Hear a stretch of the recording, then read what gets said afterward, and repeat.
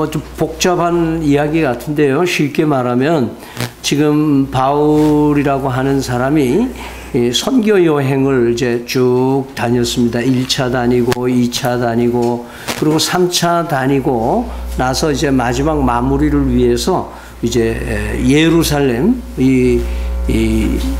예수님이 십자가에 못 박혀 고난 당하신 그 장소, 또 오랫동안 이스라엘 민족의 신앙의 중심이고 하나님이 임재하는 곳이라고 믿어왔던 그 예루살렘이라는 곳, 여기시 굉장히 그 상징하는 바가 큰데, 이 바울 사도가 이제 오기 전에는 한 2번이나 유대인들로부터 굉장히 험한 시간들을 갖게 됐었습니다. 그래서 주변 사람들은 바울 선생님 예루살렘 가면은 큰 코 다칩니다. 거기 가면 죽을 수도 있습니다. 가지 마십시오. 그런데도 나는 이 예루살렘으로 가야 된다고 하는 뜨거운 마음을 가지고 이제 예루살렘으로 도착을 합니다. 근데 예상 밖에 예루살렘에 있는 교회의 장로들과 그 교인들이 아주 공개적으로 환영을 하면서 이 바울을 받아들입니다. 그러면서 이 바울로부터 그동안에 선교 사역을 했던 모든 일들을 소상하게 이렇게 막 재미있게 침을 튀면서 어떻게 이런 고위층 있는 사람이 예수를 믿게 됐고, 이런 이방인 사람들이 예수 믿었고, 이렇게 천한 사람이 예수 믿고 달라졌고, 막 이런 얘기를 쭉 합니다. 그 얘기를 다 보고를 듣고 나니까 이 예루살렘의 교회의 그 장로들과 성도들이 참 하나님이 이렇게 바울을 통해서 놀라운 역사를 이루구나 하고 하나님께 갈채를 보낸 거예요. 하나님 너무 멋있습니다. 하나님 너무 위대하십니다. 저렇게 몸이 성하지, 류마티스가 있어서 쩔뚝쩔뚝거리고 눈이 안질이 늘 있어서 30%밖에 시야가 없는 그런 사람이, 저렇게 장애인에 가까운 사람이 이렇게 수만 리를 수없이 다니면서 복음 사역을 했으니 하나님 저 종을 통해서 얼마나 영광 받으시는지 그 역사를 막 침이 튀고 다들 찬양을 드렸습니다. 그런데 그 보고하는 가운데 있는 몇 가지 일들 가운데 이 예루살렘의 지도자들에게 문제가 떠오르기 시작했습니다. 그것은 지금까지도 계속 유대인으로부터 반격을 받아왔던, 반대를 받아왔던 이유가 뭐냐 하면은, 유대인의 바울이 복음을 전해서 예수 믿으면 예수가 그리스도다, 사람으로 오신 그 예수님이 참 하나님이시다라고 고백하는 그 신앙 고백을 함으로 말미암아, 즉 바울 신학의 한 가지 핵심이 뭐예요? 오직 믿음으로 말미암아 의롭게 된다고 하는 이 신앙을 전하니까, 이 이방인이 예수 믿고 구원받았다, 그리고 설치기 시작하고, 또 유대인들 중에도 보니까 이 사이비 유대인들이 생기기 시작하는데 그들도 예수를 믿긴 한다는데 유대인의 전통을 안 지킨단 말이에요. 엊그제까지 뭐 회당에 와서 막 하던 친구가 나는 예수 믿어 그러고 안 나온단 말이죠. 그래서 이제 이 여론이 안 좋으니까 이 야고보가 예수님의 형제인 야고보가 그 예수님의 제자들의 사실상 이 예루살렘 교회의 리더 역할을 하고 있었던 것이죠. 그래서 이제 야고보가 제안을 합니다. 바울에게 그러지 말고, 여기 유대인들이 많고, 그런데 유대인 중에 예수 믿는 사람들 많고 그러는데, 당신이 지금까지 전도하면서 할례 안 받아도 된다, 성전 예배 안 해도 된다, 제사 안 지내도 된다, 막 이렇게 해버리니까, 당신은 반유대교적인 사람이니까 당신은 반유태인, 유태인이면서도 유태인 취급을 못 받고 이제 당신 큰일 났다 이거예요. 그래서 이 사람들이 당신을 죽이려고 작정한 사람들이 지금 계속 자객을 풀어가지고 어떻게든지 이 바울을 암살하려고 하는데 어떻게 하려고 그러냐. 네 뒷감당 못한다. 나도 어떻게 할 수가 없다. 근데 한 가지 우리가 아이디어를 내가지고 한번 시도를 해보자. 그거는 결례를 좀 하면 좋겠다. 그 결례라는 건 정결케 깨끗하게 하는 예식을 말하는 거예요. 그래서 뭐 레위기에 보면은 문둥병에 걸렸다 난 사람, 뭐 시체를 만진 사람, 뭐 다양한 그 부정을 탄 사람들이 어떻게 정결하게 하느냐 하는 정결 예법이 있어요. 근데 대개 이 정결 예법은 30일 동안 무교병을 먹고 이렇게 제사를 지내고 이렇게 금식도 하고 막 이렇게 하는데 이제 이 결례를 행하면 좋겠는데 예외 조항이 있는데 7일 동안에 해낼 수 있는 결례로 우리가 한번 해보자. 그래서 그 결례 기간 동안에 당신이 얼마나 유대인의 전통을 존중하고 있다는 것을 이렇게 보여주는 것이 우리가 복음 전하는데 도움이 될 거 아니냐 이렇게 제안을 합니다. 사실은 바울의 사상과 바울의 신학 노선으로 봐서는 이 뭐 하지 말아야 되고 안 해도 되는 걸 이거 왜 해야 되느냐. 사실은 바울의 위치에는 상당히 거절할 수 있는 이유가 많이 있고 신학적인 이론도 많이 있었을 거예요. 그러나 바울은 그들에게 시험에 들지 않도록 그 연약한 유대인들 크리스천들에게 짐이 되지 않기 위해서 그 결례를 행합니다. 그 결례를 7일 동안 행하는데 그 양을 잡고 하는데 여기 마침 서원한 4명이 있으니까 당신 혼자 하면 이상하니까 서원한 4명하고 같이 이 결례를 행해서 이것을 사람들이 보도록 하자. 그래서 7일이 차면은 이 머리를 이 삭발을 하고 그 머리를 제사장에게 드리면 제사장이 그것을 번제물 태우는 데다가 그 머리카락을 태우면서 이 사람이 이제 깨끗하게 됐다라는 것을 선포하는 그런 예식을 하는 거죠.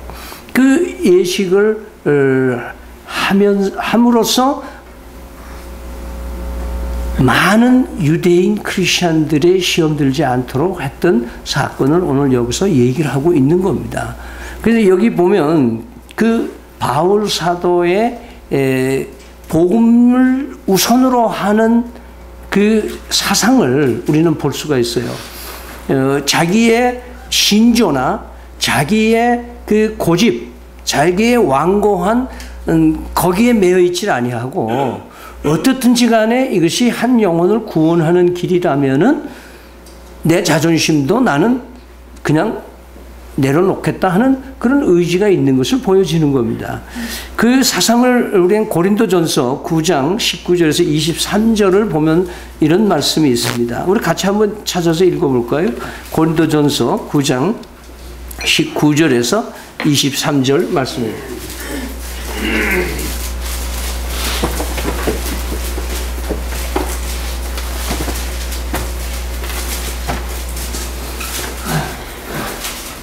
네, 19절에서부터 23절까지 같이 읽습니다. 내가 모든 사람에게 자유로우나 스스로 모든 사람의 종이 된 것은 더 많은 사람을 얻고자 함이라. 유대인들에게 내가 유대인들 같이 된 것은 유대인들을 얻고자 하며 율법 아래에 있는 자들에게는 내가 율법 아래에 있지 아니하나 율법 아래에 있는 자가 된 것은 율법 아래에 있는 자들을 얻고자 하며 율법 없는 자에게는 내가 하나님께는 율법 없는 자가 아니요 도리어 그리스도의 율법 아래에 있는 자이나 율법 없는 자와 같이 된 것은 율법 없는 자들을 얻고자 함이라.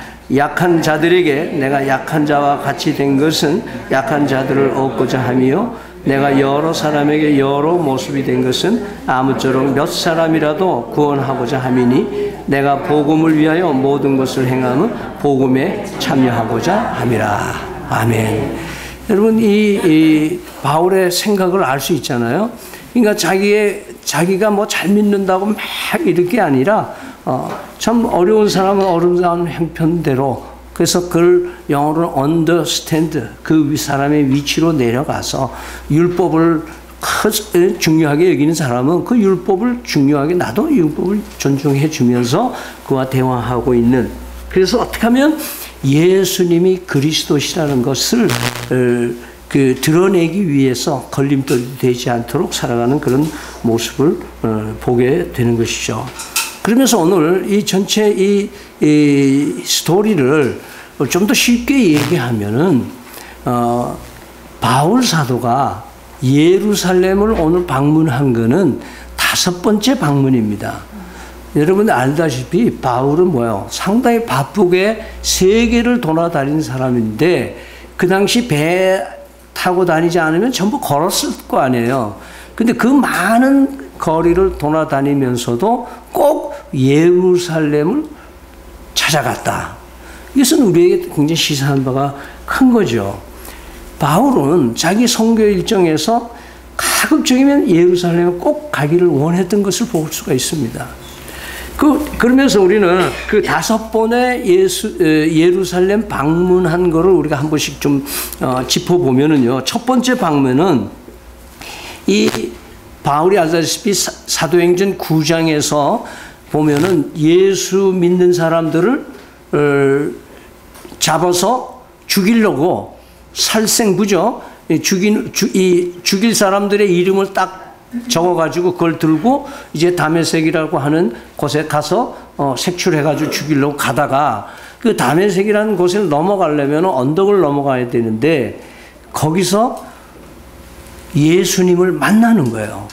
그 굉장히 큰 환상이 아니고 정말 천둥과 번개와 뇌성과 같은 그런 정말 충격을 받고 말에서 떨어져서 그 눈이 거의 눈이 멀기까지 된 그런 경험을 해요.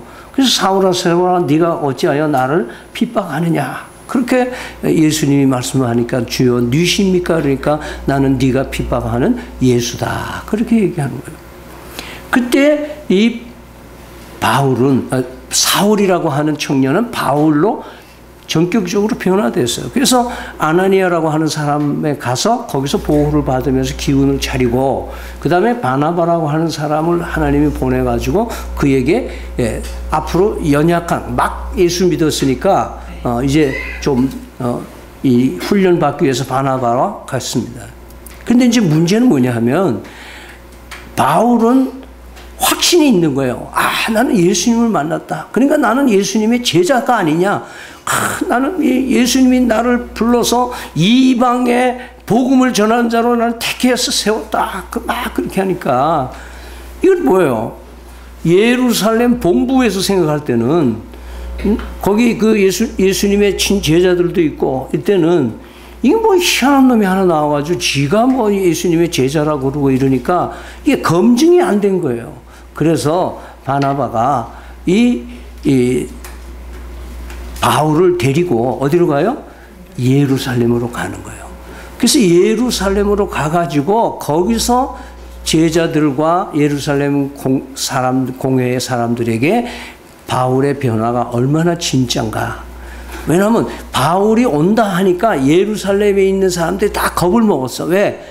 저거 또 오면 스테반 죽이듯이 또 우리 잡아 죽이려고 계략적으로 가장해서 우리에게 침투하는 거 아니냐 이런 생각도 했을 거란 말이에요. 그래서 바나바가 거기를 같이 대동에 감으로 인해서 그 일들이 되고 인정을 받았어요. 그때부터 바울이 공식적인 예수님의 제자를 노릇을 하면서 이 선교 일정으로 가게 되는 겁니다. 그러면서 그가 어디로 갑니까? 결국 안디옥이라는 교회를 개척하고 안디옥이라는 교회가 부흥하기 시작을 합니다. 그런데 안디옥에서 바울이 들어보니까 바나바하고 바울이 소식을 들으니까 예루살렘 그 유대 지역에 엄청 가뭄이 온 거예요. 가뭄이. 그래가지고 교인들이 뭐 입에 풀칠하기도 힘들고 교회가 운영이 안 되고 막 이런 어려운 뉴스를 들은 거예요. 그래서 안디옥에 있는 사람들 교우들이 헌금을 해요. 헌금을 해가지고 그 헌금을 가지고 예루살렘 교회를 방문한 것이 2번째 방문인 거예요. 그 다음에 이제 3번째 방문은 뭐냐? 3번째 방문은 예루살렘 공회의가 이제 소집이 됐는데 왜 그러냐면 안디옥 교회가 부흥 발전하면서 이 사도행전 15장에 우리가 이미 봤지만은 사도행전 15장에 아주 소상하게 거기 기록을 하고 있는 거예요. 거기 소상하게 기록하는 그 내용을 줄여서 얘기하면 이런 얘기예요. 이방인이 예수 믿고 구원받았다 하는 소문이 들리기 시작하면서 할례 안 받아도 되고 성전 예배 안 해도 되고 제물을 안 바쳐도 되고, 그런데 거기까지는 이해가 가는데 유대인 중에 예수 믿은 사람들도 거기에 물들어가지고 지금 그렇게 되니까 이 기독교라고 하는 이 초대교회의 생성 과정이 무대가 다 어디예요? 유대교잖아요. 그러니까 초대교회의 뭐 중직자들은 다 뭐예요? 어렸을 때부터 뭐 할례 받고 성전 예배에 익숙하고 뭐 이 토라 전부 암송하고 뭐 이런 그 전통에 매여 있었던 사람들이잖아요.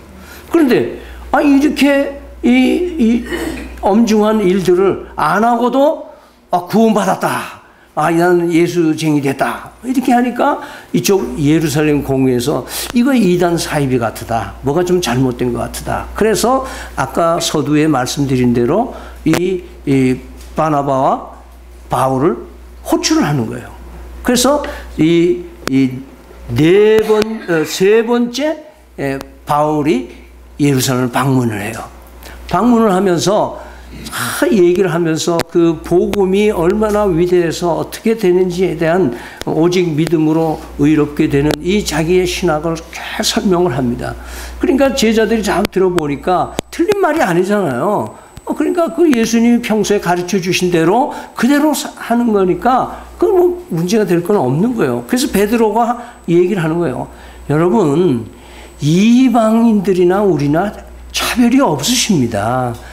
저에게 고넬료라고 하는 이방인 장교를 예수 믿게 하기 위해서 나한테 환상 속에서 그 이상한 뭐 먹지 말아야 될 음식을 내려주면서 이걸 먹으라고 그랬을 때 이미 하나님은 내가 깨끗하게 했으니 너 먹어라 이렇게 하셨다는 것을, 왜 그걸 하셨다는 걸 깨닫게 된 게 내가 고넬료라고 하는 이방인 장교를 내가 만나서 복음 전할수록 그 집에 가서 먹고 잘 수 있도록 하나님이 일깨워 주신 것이다. 그러니까 이거는 바울이 이방인에게 복음 전했다, 또 그리고 그 사람들이 율법을 안 지킨다, 그렇게 문제되는 거 아니다. 예수 믿으면 되는 것이다. 그렇게 변론을 하는 거예요. 그래서 그래도 시원치 않으니까 야고보가 그때 또 이런 얘기를 한 거예요. 야고보가 내 의견에는 이렇다. 이게 지금까지 바울 하는 거 베드로의 진술도 맞는 얘기다. 그런데 문제는 너무 질서가 없을 것 같으니까 몇 가지 그들에게 이 편지를 써서 보내자. 편지 써서 보는데 이거 마음대로 먹고 음란하는 거 이런 거 하지 말라 그러고, 그 다음에 이 목매어 죽이는 거 이런 거 하지 말고, 그리고 우상의 더러운 제물들 함부로 하지 말고, 이 몇 가지를 예수 믿는 사람은 하지 말라고 편지를 써서 보내자. 왜냐하면 이거는 진짜 안 된다. 그렇다고 예수 믿는 사람이 뭐 할례 안 받았다, 뭐 율법 토라를 모른다, 그거는 그거 가지고 우리가 시비 걸 수는 없다. 그래서 야고보가 이거를 뒷수습을 하고 일단락 친 거예요. 그래서 이것이 이 바울이 세 번째 들어간 거예요. 그 다음에 네 번째는 어떠냐? 네 번째는 사도행전 18장 22절인데요. 짧은 한 절에 나와 있는데 여기에 성서학자들이 이구동성으로 여기에서 교회는 예루살렘 교회라고 얘기하는 거예요. 한번 볼까요? 사도행전 18장 22절 말씀 아주 짧죠? 같이 읽을까요? 시작.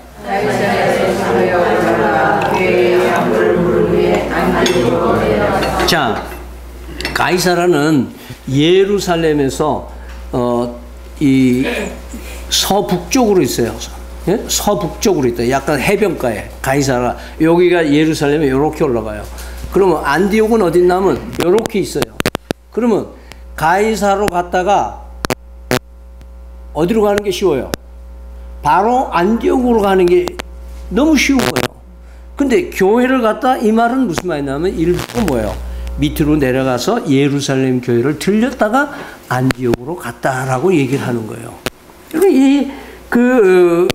이 쉬운 길 놔두고도 이 자기 모교회로 다시 가는 의미를 우리는 또 나중에 얘기를 하겠습니다만은 이 바울은 예루살렘 교회를 굉장히 존중했던 걸 보게 됩니다. 그리고 오늘 본문에 나오는 5번째 방문입니다. 여러분 이 5번째 방문했을 때는 구체적으로 아까 말씀드린 대로 뭘 행했다 그랬어요? 결례를 행했다. 결례를 왜 했어요? 구원하고는 관계는 없지만 다른 사람의 영혼들을 하고 하나님이 기쁘시게 한 하나님의 복음에 가림막이 되지 않기 하기 위해서 하나님을 기쁘시게 했다는 것을 우리는 봅니다. 이렇게 바울의 생각 속에는 예루살렘을 하나님이 계시는 곳으로 어렴풋이나마 그는 아직 그런 신앙을 가지고 있었던 거예요. 전통적인 유대인으로서 예루살렘에는 하나님이 계신 곳이다. 그렇게 생각을 했을 것으로 보여져요. 그러면서 자기가 선교 여정에 갈 때마다 꼭 예루살렘을 빼지 않고 결과를 보고하기도 가고 또 문제가 생기면 그 예루살렘의 지도를 받기 위해서 학식으로 보나 뭐로 보나 위대한 사람 아니에요. 사실 요즘 생각하면 안디옥 교회를 거점으로 해가지고 세계에 나가 있는 모든 지교회를 합해가지고 한 개 총회를 만들어가지고 총회장이 되면서 그냥 교권을 다 쥐고 있으면 바울이 뭐 예루살렘 같은 거 뭐 교회 그냥 제껴버려도 되는 상황이잖아요. 그러나 바울은 뭐예요? 예루살렘 교회의 지도를 받는 거예요. 그래서 적극적으로 예루살렘을 찾아갔고 그리고 예루살렘에 찾아가서 오늘 그 행동을 보니까 많은 사람을 기쁘게 하고 많은 하나님의 종들을 기쁘게 하고 하나님을 영광스럽게 해드리는 일에 올인했던 것을 우리는 보게 되는 것이죠. 이렇게 이것을 요약을 하면 이렇습니다. 바울은 예루살렘을 자주 찾아가는 것이 하나님을 자주 찾아뵙는 것과 마찬가지로 생각하는 거예요. 왜 그러냐면 유대인의 법에 의하면은 그 7번에 걸친 연중 행사 7번의 절기가 있어요. 그 절기가 6월절이다, 뭐 77절이다, 모든 절기가 있는데 그때는 다 이 예루살렘으로 다 모여가지고 거기서 대회를 하면서 했어요. 근데 예수 믿고 나니까 이 대회가 필요 있어요, 없어요? 없단 말이에요. 그렇지만 바울에게는 뭐예요?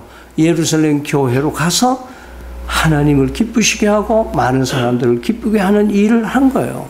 그러니까 하나님을 자주 찾아뵙는다 하는 마음으로 예루살렘에 갔었고 하나님을 자주 찾아뵐 뿐 아니라 뭐예요? 거기에 있는 많은 성도들에게 기쁨을 주고 희망을 주고 용기를 주는 모습을 우리는 보는 겁니다. 그래서 이 구약시대의 그 복잡한 절차 1년에 3번 남자는 뭐 13세 이상은 전부 다 모여야 된다. 결석하면 큰일 난다. 막 이렇게 하나님이 계속해서 절기를 지키라고 하는 이유는 뭐냐면 하나님이 우리를 뭐예요? 자주 만나고 싶으신 거예요. 네? 자주 만나고 싶은 거예요. 그러니까 우리 삶에서 하나님을 정말 하나님으로 잘 대접해 주는 건 뭐냐? 하나님을 자주 찾아뵙고 자주 만나는 거예요. 그리고 하나님 뭘 기뻐하시는가 하는 걸 찾아서 하는 거란 말이죠. 이것이 교회의 예배가 이제 이 사도행전 이후로는 매주일 예배를 드리잖아요. 매주일 성도들이 모여서 떡을 떼며 예배 드리는 것은 안식 후 첫날 예수님이 무덤에서 부활하신 날을 너무 감동스러우니까 일주일에 한 번씩 만나서 성도의 교제를 나누고 말씀 읽고 그렇게 아름다운 성도의 교제들을 해나가면서 이 초대교회들이 오늘날까지 이루게 된 것이다. 그러니까 우리가 주의를 지킨다는 의미는 뭐예요? 하나님을 자주 찾아뵙는 거단 말이에요. 우리가 기도하는 건 뭐예요? 하나님 자주 뵈서 전화 거는 거나 마찬가지예요. 자주 전화 드리는 거예요. 그리고 하나님이 아버지가 하신 말씀을 우리가 늘 기억하고 말씀하잖아요. 제가 페이스북에 보니까 제 연배되는 친구들이 뭐 아버지가 살았을 때 이런 얘기한 게 이제가 기억나니 어쩌니 뭐 크크크 뭐 이렇게 해서 문자들이 오는 걸 보면은 이제 철든 거예요. 이제 아버지가 안 계시니까 철든 거예요. 그래서 우리의 삶에서 보면은 오늘 하나님이 우리를 대하시는 그 섭리하시는 모습과 이 교회와 성도들과의 관계에서 되어지는 모든 모습과 유사하게 넘어가고 있어요. 그리고 하나님의 나라를 상징적으로 패밀리, 가정으로 묶어주신 하나님의 은혜가 있는 거예요. 부모를 통해서 자식을 두고 있고 그 자식의 자식을 또 자식의 자식을 이렇게 해서 역사를 만들어 가시는 하나님의 역사의 흐름이 되어 있는 것이라는 것이죠. 그러니까 여러분, 효도는 뭡니까? 쉽게 말하면 자주 찾아뵙는 거예요. 자주 전화드리고 그런 거죠. 그러니까 자주 찾아가고 야 인마 뭐하러 왔나 바쁜데 그러는 것은 부모가 어른이 어른 노릇을 못하는 거예요. 물건 사다 주면은 뭐 한다고 이거 사왔노? 실 데도 없는 거를. 그러니까 어른 대접을 받을 수가 있나? 여러분, 우리요, 하나님은요, 아무리 우리 어설프게 찬양을 해도 하나님은 기쁘게 받으십니다. 네. 그래 왔냐? 그래 왔어? 많이 힘들었지? 얼마나 어렵냐? 살기 팍팍하고. 이게 아버지 마음이에요. 하나님 아버지가 그러시는 분이에요. 네?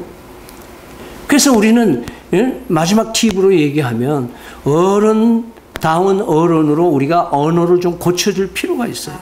예? 그래서 이 미워도 섭섭해도 그래도 내 입에서는 욕지거리 나오지 말아야 되고 저주하는 말 하지 말아야 돼요. 아무리 미워도 정 미우면 에이 잘될 놈아, 정 분하면 에이 복 받을 놈아, 좀 그러고 그냥 넘어가야지. 옛날 우리 어른들 자식들 보고 이 욕하는 거 보면 이 나가 뒤질 놈, 뭐 망할 놈, 뭐 얼마나 그 저주하는 욕을 많이 했어요. 지 자식들을 보고 말이죠. 우리는 축복하는 부모들 되시기를 바랍니다. 그래서 어떻게든지 좋은 말을 하고 힘이 되는 말을 하고. 그래서 어떻게 저는 우리 모친이 한번 저에게 감동을 주는 게 있어요. 제가 한번 찾아가니까 어떻게 바쁜 사람이 오늘 마음을 가졌었노? 그렇게 감동을 주는 거예요. 그럼 또 안 가볼 수가 없어. 그러니까 우리가 대접받으려면 어떻게 되느냐? 말을 잘해야 돼. 말을 잘. 축복하고 힘을 주고 용기 주고 그래. 제가 중학교 1학년 여기 피난민에 왔다가 공부하는 동안 마는 동안 중학교 1학년 입학해가지고 첫 번 통지표를 가지고 하니까 우리 모친이 그런 얘기예요. 보더니 뭐 가도 있고 뭐 양도 있고 뭐 이런 통지표인데 어머니가 보시더니 야 그래도 너 나보다 잘했다. 진실인지 아닌지 저는 모르겠어요. 어머니는 공부 잘하셨을 거예요. 근데 그러니까 옛날 숭이 여전도 가시고 그러셨죠. 그 당시에. 그 말씀 한마디에 뭐 용기를 잃지 않았어요. 아이를 기를 죽이지 않더라고요.